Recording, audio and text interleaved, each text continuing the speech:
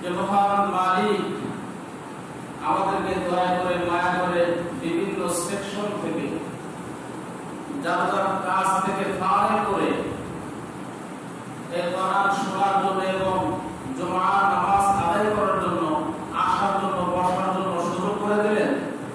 এই জন্য অন্তরের অন্তরস্থল থেকে ঈমানের আওয়াজকে উঁচা করে বলিষ্ঠ কণ্ঠস্বরে খুশি হয়ে বলছি আলহামদুলিল্লাহ।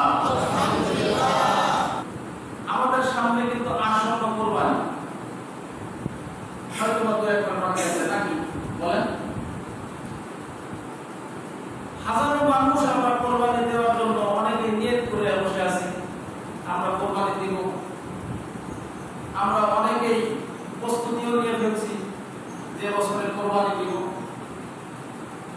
কিন্তু মহান আল্লাহ রাব্বুল আলামিন কোরআনুল কারীমের যত জায়গায় কুরবানির কথা আল্লাহ তাআলা বয়ান করেছেন, তত জায়গায় আল্লাহ রাব্বুল আলামিন নামাজের কথা বর্ণনা করেছেন।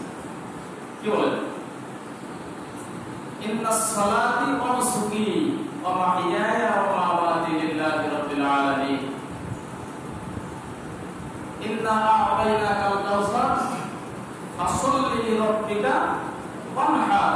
আগে কি নামাজের কথা আছে না কুরবানির কথা আছে? কথা বলেন। নামাজের কথা আছে। তাহলে এর দ্বারা বোঝা গেল যে আমার চরিত্র তো ঠিক হবে নামাজের মতো। এখন কথা হলো যে আমরা যারা কুরবানি দিতে ইচ্ছুক, কুরবানি দেওয়ার জন্য নিয়ত করেছি, শুধু কুরবানি দিয়েই আমাদের শেষ না, আমাদের অন্তরের মধ্যেও একটা পশু আছে। আমরা শুধুমাত্র কেবলমাত্র কুরবানির ফসল কুরবানি দিয়েই আমরা কি সেরে ফেলছি, আসলে না। আমাদের অন্তরের মধ্যে একটা পশু আছে, সেটা হলো অহংকারের পশু, পরনিন্দার পশু।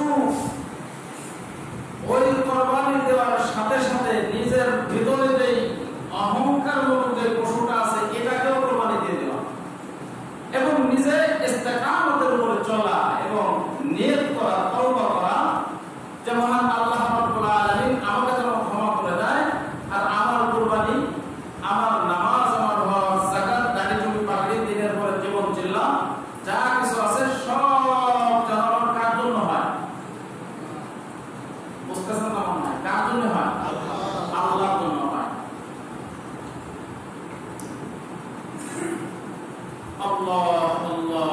এজন্য আল্লাহ রাব্বুল আলামিন যার মাধ্যমে এই কুরবানিটা দিয়েছেন, তিনি হচ্ছেন হযরত ইব্রাহিম আলাইহিস সালাতু ওয়াস সালাম। ওয়া ইয ইয়ারফাউ ইব্রাহিমুল কওয়াইদা মিনাল বাইতি ওয়া ইসমাঈল। জোরে বলেন আল্লাহু আকবার। স্মরণ করো এই সময়ের কথা, যখন হযরত ইব্রাহিম আলাইহিস সালাতু ওয়াস সালাম বাইতুল